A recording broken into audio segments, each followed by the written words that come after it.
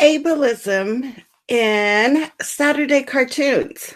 How can that be? What does that look like?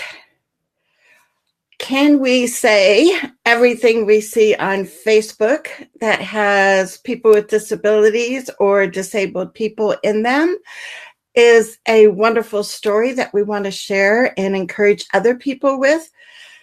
Not necessarily.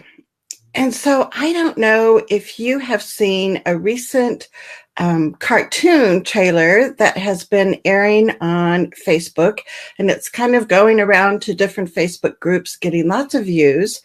And so I was curious about it, and I wanted to watch it. How about you?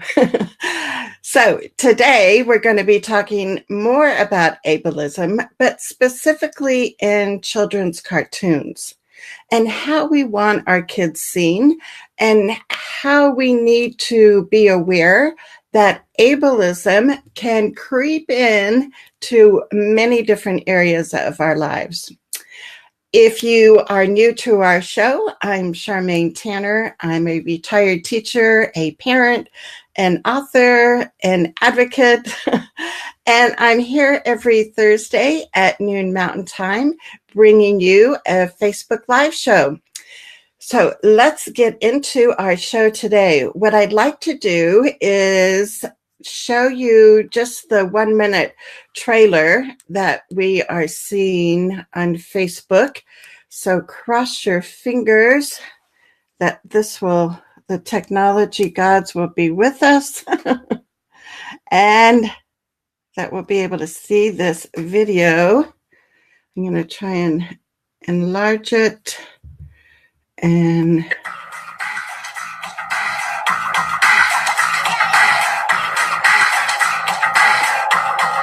superheroes are usually never around.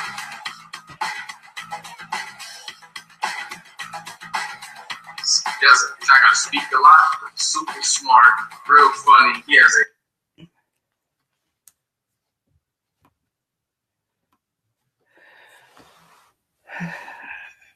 I'm not sure why that stopped.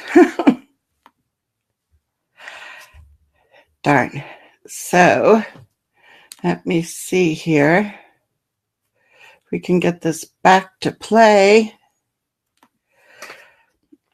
It doesn't want to look like it wants to play with us today. But anyway, that gives you a clip. I'll also put the link to it in our post description when our show is done. So if you are just getting here with us live, I showed a very quick piece of a trailer for a new cartoon that a film producer and an animator is working on. And I wanted to talk about things that I see or that I saw in this trailer that I think are positive aspects that we want students, we want our own children to understand. But, you know, I also saw probably more things that were concerning to me. So if you're here with us live, say hi so I can greet you and show your comments up here on our screen. What I'll do, because let me see one more time if this trailer will play, because I wanted to give you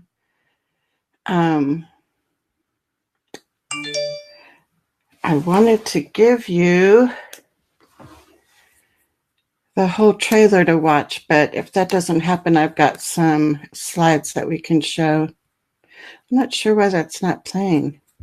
Maybe I'll refresh my Facebook page. And we'll see. Sometimes doing a live show and showing a live video, it kind of taxes life. And now I'm not even seeing. There we go.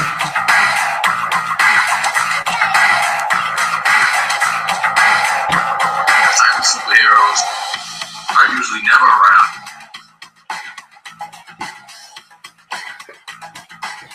He's not going to speak a lot, but super smart, real funny. He has an autistic son. He was telling me that his son could watch like a Disney movie and be able to name everybody that worked on an event like this. His memory was that good.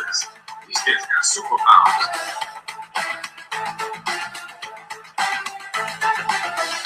I have a deaf character that I'm gonna have him speaking.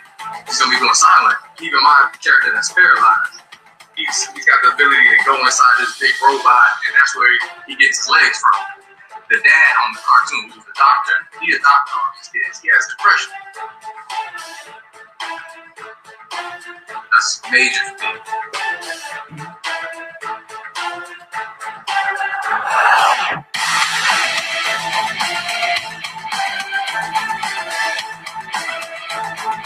Growing up, I don't remember seeing like a cartoon that had a child with special needs.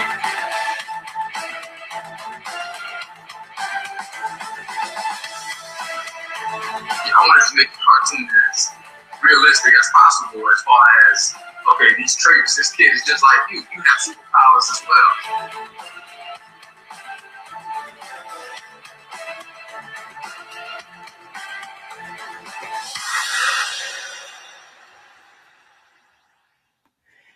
So let me know in the comments, have you seen that trailer on Facebook recently?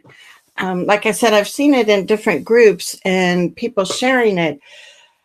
So I'd love to know if you've seen it and if you have any initial comments about what you think of it. So Terry's here.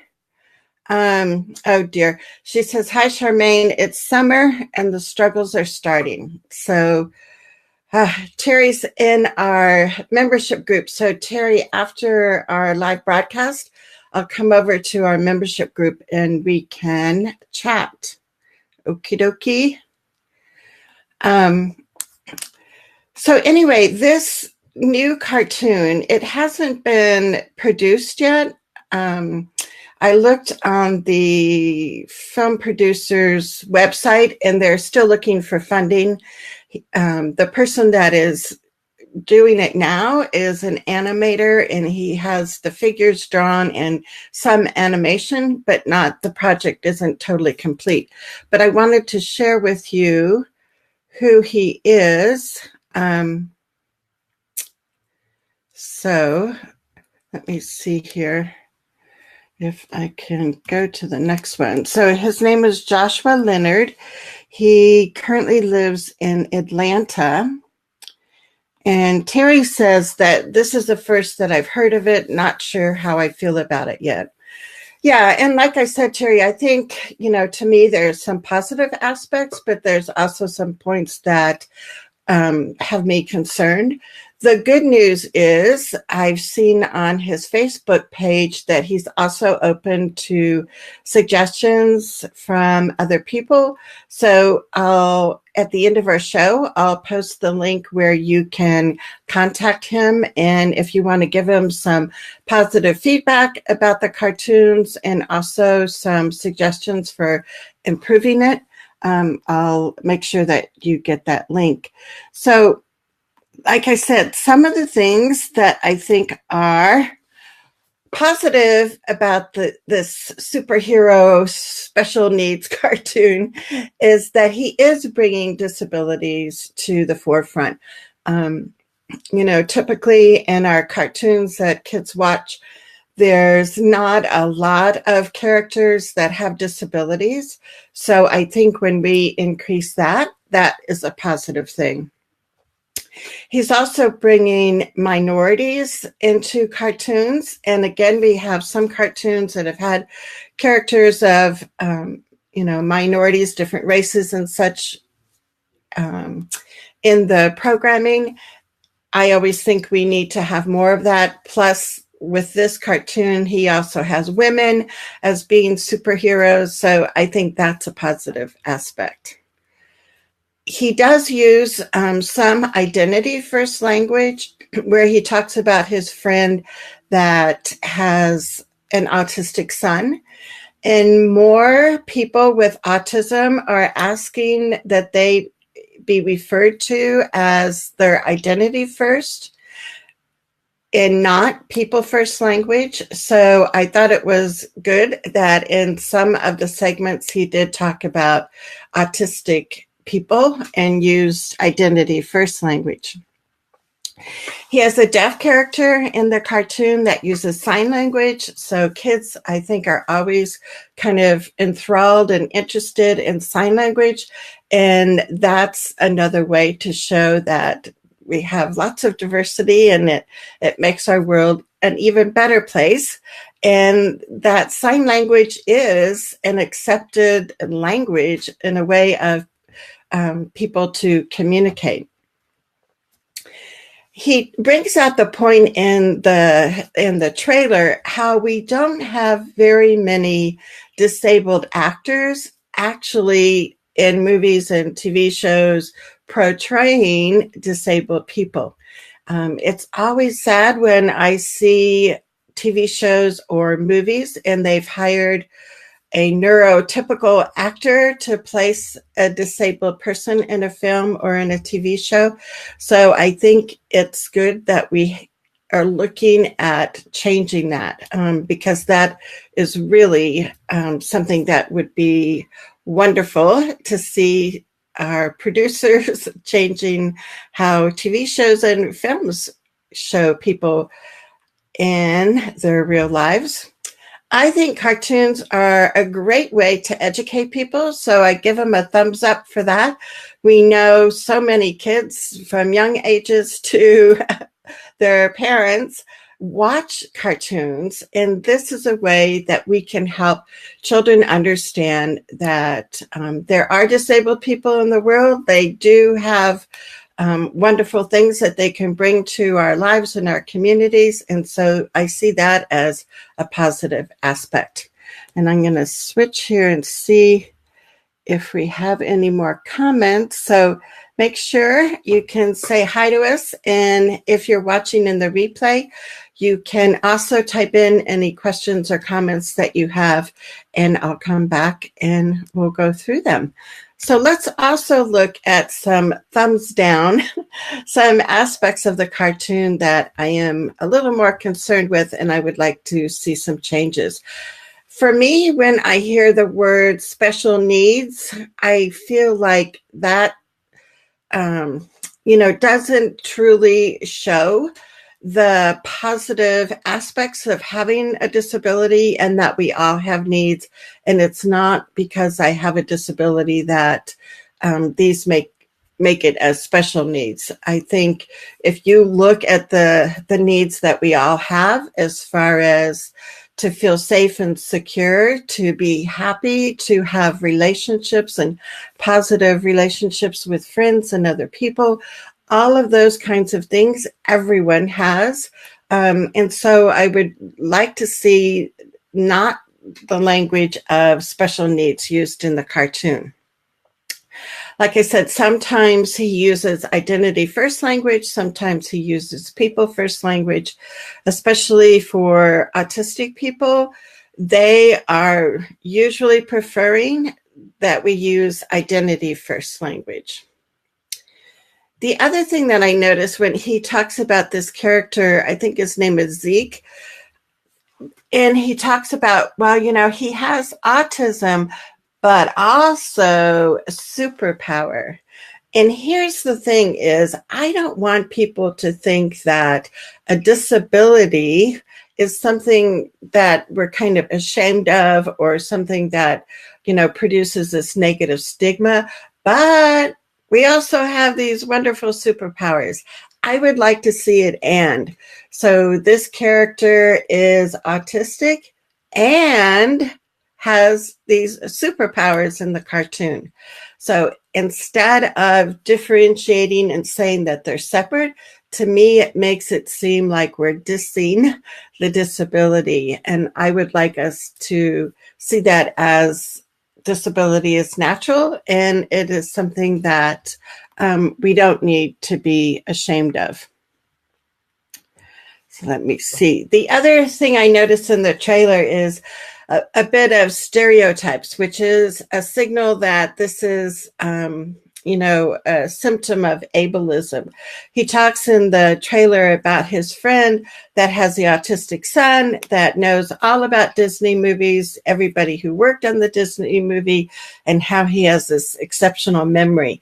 And I think when we say things like that, it plays into those stereotypes, again, which is not something that is that we want to encourage.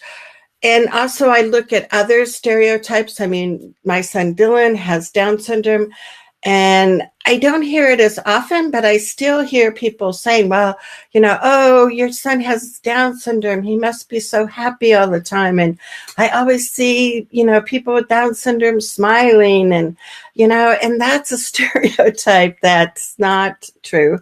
And it's not helpful for people to see disabled people in those lights. The other thing that was interesting, it's not specifically in the trailer, but when I was looking at his website and going on his Facebook, he talks about this 9-year-old boy who was born with polio. So that's inaccurate. Polio is not something that you're born with. It's a virus, and unless you live in, I think it's just 3 countries, Afghanistan, Nigeria, and I forget the other one, where polio still exists. A 9-year-old boy today would not probably have polio unless he lived in one of those countries. So it was interesting on Facebook, one of the commentators is a person that uses a wheelchair, and she was talking about we need to make sure that people understand that this is an inaccurate statement. So we want to make sure with whatever we're showing in cartoons is accurate. Now, the second thing that I noticed that I was concerned about, and Julie, who's in our parent advocate trailblazer group, had also brought up this point, was in the trailer, he talks about how this character that uses a wheelchair goes inside this big robot to get his legs, and that's where he gets his power from. And that concerns me because I don't want kids who use wheelchairs to think, oh, I'm no good. I have to go inside this robot, I have to have legs in order to have power. I think that's the wrong message. So to me, that gets a thumbs down for this part of the cartoon. I think it would be so easy for the illustrator to show somebody in a power wheelchair and the superpowers and the James Bond things that they could do with their wheelchair versus giving kids the idea that I'm no good, I don't have legs at work, so I need to get legs in order to have power. So that's a comment that I think would be helpful for him to hear, the film producer and the animator, so that can be changed. And then they also talk in the trailer about how we're more alike than different. And this is another signal, another symptom of ableism. And to be honest, this is one that is harder for me to kind of fully embrace because I've had so many years of thinking about kids and what they have in common versus what their differences are. And so you may feel that way also. And I'm going to check comments here. So Terry, I don't know, is that something that you also see? I think that, I've come from that viewpoint where I want other people to see Dylan as this full person and that his Down syndrome is one of his characteristics, but it's not everything that defines him. So I've subscribed to that, I don't know, theory or belief that kids are more alike than different.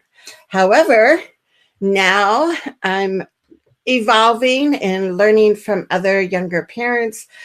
And what they are saying, which also makes sense to me, is when we use that more like than different philosophy or value, what we're really doing is we are, again, downplaying our kids' disabilities and not showing them that that is a part of who they are and that's a part to be proud of. And it's good to be different, and you can be proud because you're different. And one of the ways that you're different is with your disability. So to me, that's a mind shift that honestly that I am still working with. And so I'd love to know what your comments are. If you are watching the replay, type in what you think about, do you think about more of, how people are alike? Do you see that as a hindrance for disability pride? So Terry has a great comment. She says, because my boy has an invisible disability, I struggle more with people who see him as bad.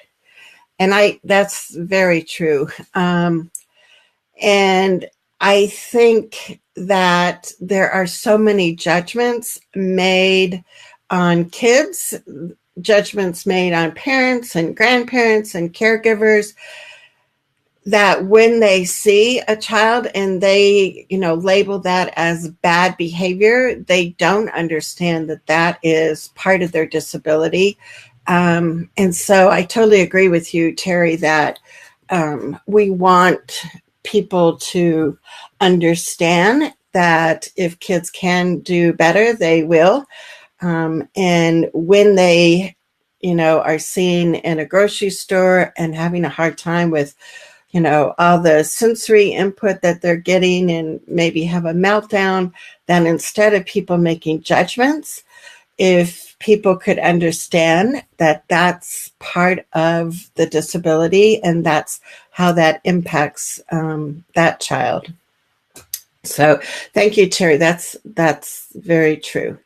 So a couple other things that I noticed in the cartoon trailer that I gave a thumbs down to, that I'm hoping will, when the cartoon is actually produced, will change. And the last one is that they have a character in there, Mr. Tig, who is the teacher of all the children. Well, in the trailer that I've seen and the research that I've done on the cartoon, I've only seen children with disabilities in the cartoon. And so to me, this sends a message that there is this special class for all these kids, and they all have this one teacher. So that, to me, perpetuates that myth of segregation and that kids with disabilities only belong together in a segregated class. So I think, when I look at this cartoon, like I said, I see possibilities. I see some things that would be helpful, but I also have concerns. And I think some people are going to say, Charmaine, you're just like oversensitive, right? This is like a silly cartoon just for kids. It's like whatever.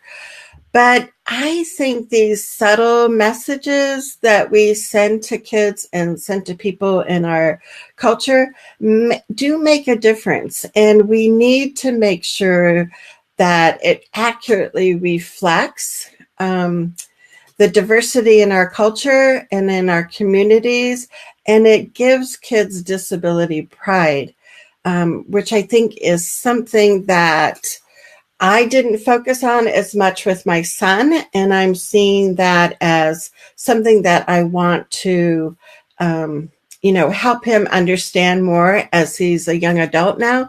So my hope is that as young parents learn and as young parents are, being involved in more activities and such, that this message of ableism is going to be called out, that the symptoms of ableism are going to be recognized, and that it is as serious as racism. And we know, I mean, there's lots of things just, current event wise of people making comments that were very racist.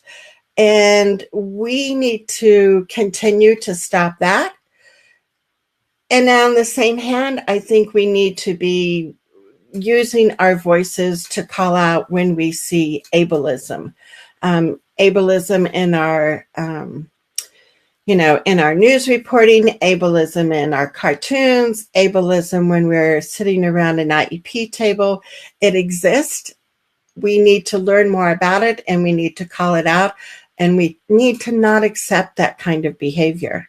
So Terry also says that the lack of inclusion would be the greatest problem for me.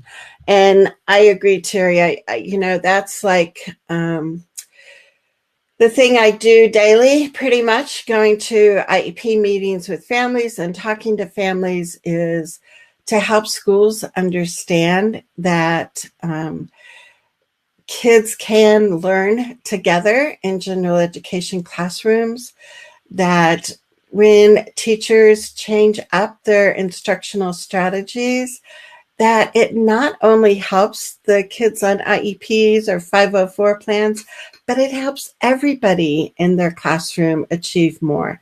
I was just at an IEP meeting yesterday, and it was for a little guy going into kindergarten, and trying to help the school understand that what they were proposing was a more restrictive placement.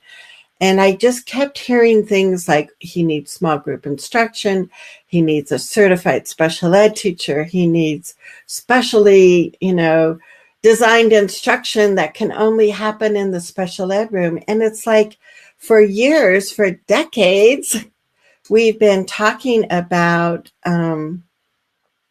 how special education is a service. It's not a place. Kids can be in general ed and still get special ed supports and services.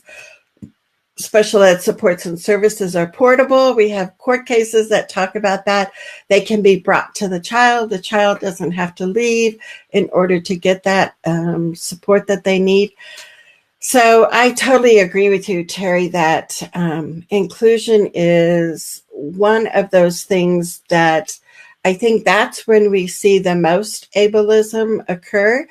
And I think sometimes we don't look at it in terms of ableism. We look at it in terms of, segregation and inclusion, but that actually is part of ableism. The other part that comes in is, pity. That's a very common aspect as far as, people feeling sorry for our children and raising money for cures versus looking at the rich life that they can have with a culture and with a community that recognizes everyone's strengths and gifts and recognizes that we all have needs, and they can be met in a variety of ways right in the general ed classroom. So that's the huge message for me. I would love to hear more about what you think about this topic. As I said, when I finish our live broadcast, I'll go into our description of the post. I'll give you the link for the Facebook site for this cartoon, the website of the designer, and also the email where you can give the animator some feedback on his cartoon. It isn't published yet. They're not running it as a regular cartoon. They need more funding so he can hire more people to help actually get this off the ground. So this is a great time to get your feedback in and give him your comments, because this is the time where it's all being developed and we can have an impact on that. So I am excited because I hear good things happening. A lot of parents are happy that the end of the school year is here and that their kids are going to be involved in summer activities that they get choices for. I also know that for some kids, having that abrupt change from that regular routine of school and now looking at somewhere where there are more choices and maybe less structure can be really anxiety producing. So whatever situation you're in, if you're excited for summer to be here for your children, or if you're feeling a little bit worried, I would love for you to like our Facebook page. I can show it here on the agenda, maybe. And that way we can stay in touch and continue to have conversations. So I know Terry is a fan of our Facebook page. If you haven't liked our Visions and Voices Together Facebook page, please do that, and you can make sure that you stay in touch with us. We are on live every Thursday at noon. I am hoping next week that I have a special guest, and I have to confirm the date with her, but there is a young lady, a young student who is just a wonderful messenger for what it's like to live with anxiety and depression. And she speaks out against the stigma of mental illness. And she's also a wonderful poet. So either next week or the week after, I'm hoping that she will be our guest on our future Facebook Live show. So if you have any other comments, let them show up here, because I would love to say hi, recognize your comments. Thank you for participating and being an advocate for your children. And I would love to connect with you more.